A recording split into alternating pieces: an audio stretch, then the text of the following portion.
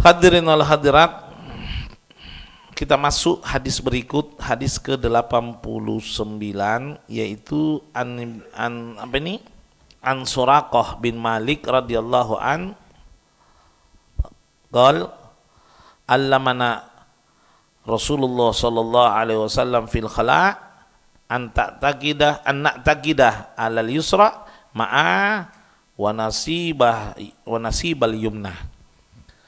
Jadi hadis ini mengajarkan cara posisi kencing. Ya, posisi ketika buang air kecil. Bahwa Nabi pernah mengajarkan sahabat, yaitu Suraqah bin Malik, untuk kiranya di dalam posisi kamar mandi kalau jongkok, untuk duduk tegak sebelah duduk atas kaki kiri, tegak kaki kanannya.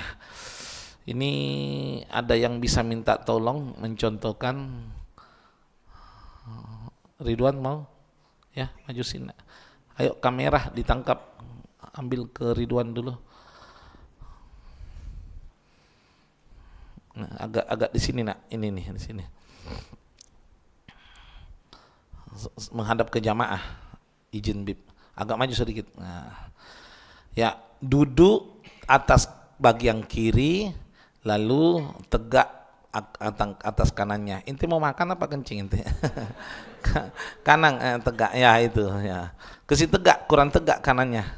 Menginjak normal. Menginjak normal.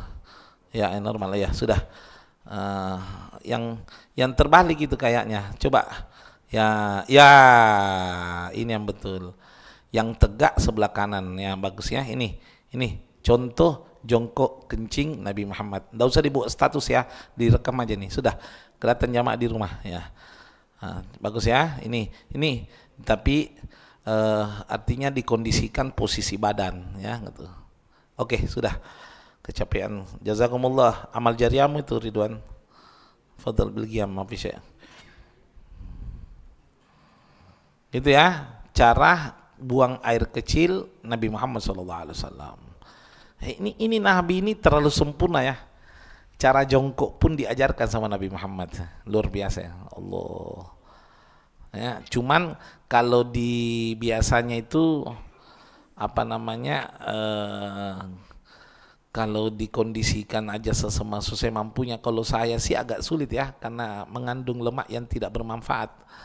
Nah itu. Jadi kalau memang perintah itu kan idza amartukum bi syai' fa'tu minhu mastata'tum.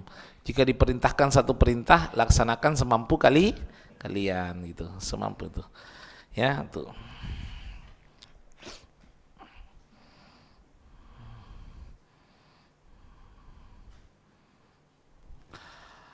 Hadis berikut, saya rasa ini tata cara kencingnya Rasulullah. Kalau buang air besar, Bib, ya sama posisi jongkok biasa yang kita lihat itu.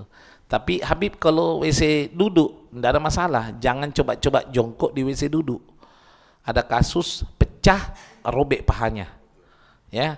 Jadi kalau WC duduk itu tidak mampu menampung berat maksimal manusia. Kalau duduk itu kan berat terbagi, sebagian di kaki, sebagian di WC.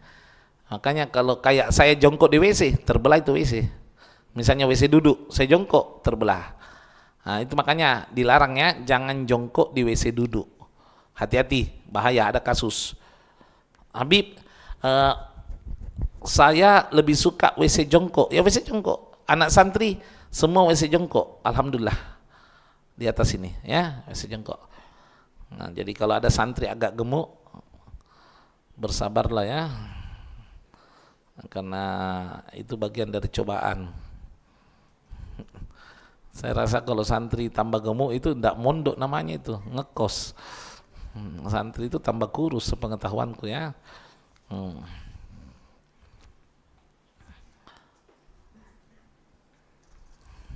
Habib, kita masih WC jongkok.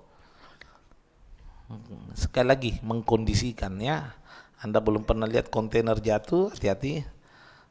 Jadi saya kadang-kadang tidak mampu kalau jongkok. karena itu tadi beban ya, 112 kilo ditahan itu. Doakan, ini saya umumkan supaya didoakan turun.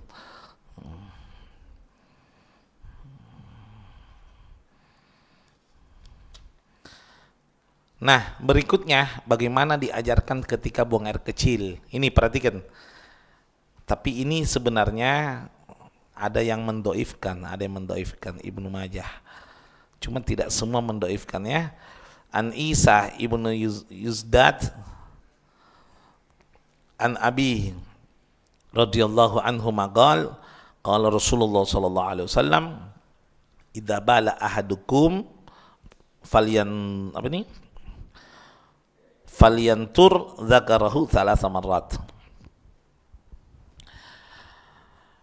Rasulullah bersabda, jika kalian kencing salah satu di antara kalian melakukan buang air kecil, maka sepantasnya di akhir buang air kecil mengurut kelaminnya.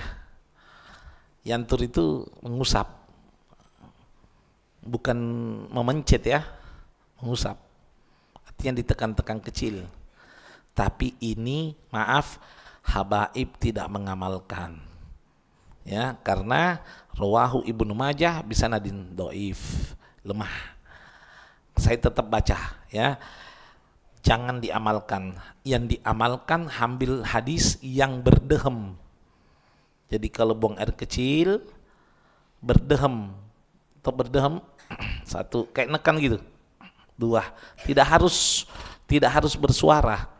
Satu, dua, tiga, kayak menekan gitu. Tahu ya, kayak menekan itu gitu. Ada yang orang bilang batuk dalam hati apa kan namanya itu. Ya kayak menekan gitu. Ada kayak tekanan itu, prostat goyang itu kan. Nah, itu satu, dua, tiga itu.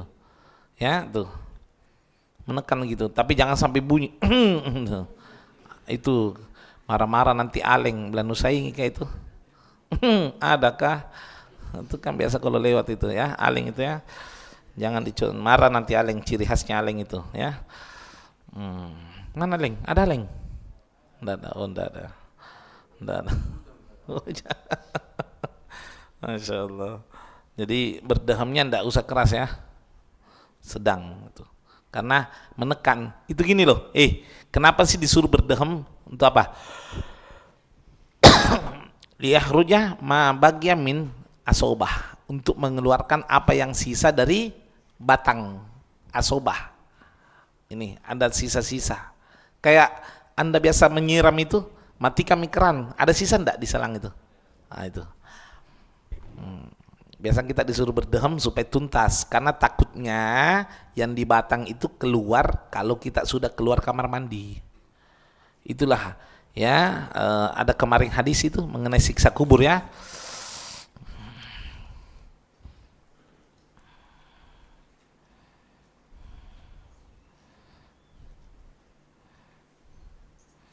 Nabi SAW pernah bersabda, istanzihu minal boli fa inna amata adzabil gabar minhu.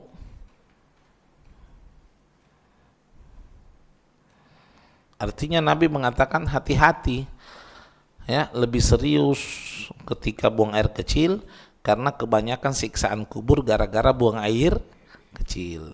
Tapi garis bawahi, apa lebih cocok itu istanzi'u itu? Utulbul nazaha au bu'd.